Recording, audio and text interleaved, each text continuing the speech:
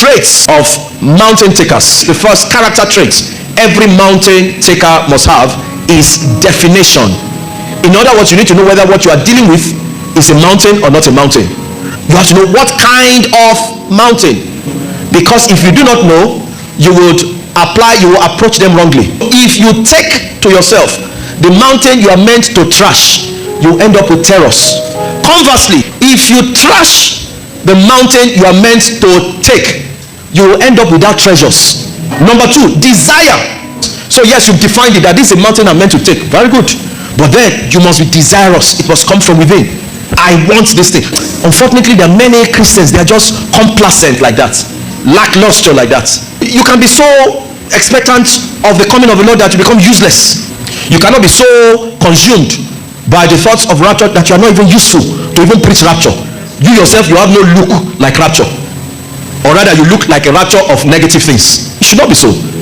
Number three, decision. Everyone that must be a leader and lead others to victory must be decisive. One of the hallmarks of leadership is decision, to the point that it does not even matter what the decision is. At times the decision may not even be favorable, but take a decision anyway. Make a move. Stand up from where you are. Yes, we want sound judgment, but at the same time, make a decision all the same. Mountain takers are decision makers. Number four, demand. God that you have free access to, you are even finding difficult to demand, to make demands. As a son, it's your right to actually make demands. There's a level, zero level, a base level that you must not be operating at. You may be there temporarily, but don't be there permanently. What's that level? Begging level. Situations, circumstances may warrant that you beg for something, beg for assistance, beg for support temporarily, but that cannot be your permanent space. Don't be a beggar in life. It is not the desire of God for you. Above the level of begging, what comes next? Requesting.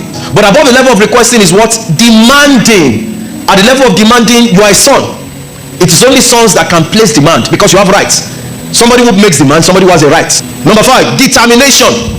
Stop being laid back, or else anything and everything will easily discourage you. There will be several discouragements. In fact, one of the things you are going to meet in life constantly is criticism. Some criticism are for your own good. They don't mean you any harm.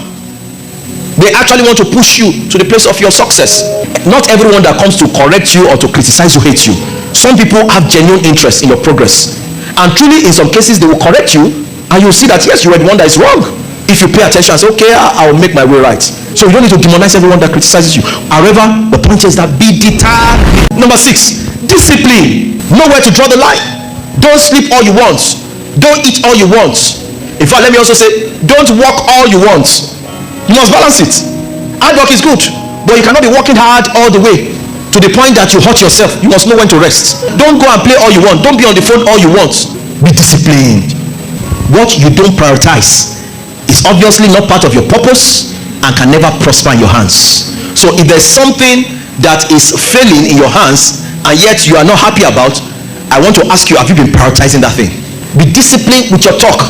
Be disciplined with your work. Number seven, mountain takers, they defeat the mountain. Now let me explain this. There are things you need to take out of the way. There are associations, relationships that are not meant for where you are going to, that you need to remove. So you learn the place of defeating. At times it's about you, your character. What are the things that must go for you to become a mountain taker? You defeat them. At times it's about your circle of influence. There are people you need to say no to. There are things you need to say. In fact, learn to activate the power of no. Everything is not every request that comes to you. Yes, yes, yes, yes. And then you are torn apart. You are falling for everything because you are standing for nothing. Number eight, dominate it. Dominating means to establish presence without necessarily domineering. You want them to accept your own opinion at all costs. That's domineering. You are forcing it down their throat. That's domineering. You are insisting instead of persuading. That's domineering. But rather, dominate. When you dominate, or how to dominate, bring value that can exchange for another value. Dominate. As against insisting that I am the leader here. Like somebody said, the day a husband starts saying, I am the man in this house, he's no longer the man. He has lost his title. He's just trying to force his way back. So, dominate, don't dominate. Number nine, develop the mountain. Thank God for the example of our father, Lord Pastor Yadebe. A forest has become a city. We call it redemption camp, but sir, that place there's nothing camp about it. It's a mega city. You must develop yourself in relation to that mountain that you want to take. For those of you who have been here for not less than 1 year, ask yourself, what impact have I made in this church? What impact have I made through this church? What impact have I made in this place where I stay? What impact have I made in the place where I work? Development. It's not about money. It's about impact. It's about value. Many of us have things that we have not yet offered. The man with the one talent, we are rather complaining about the one talent. Use it first now, because what you don't use, you lose. Use that one talent, let it speak. It's in the usage that you get more. And then number 10, the last one, is dwell there, meaning that occupy, establish yourself, make a name. It is when you dwell you can become a legend and leave legacies behind.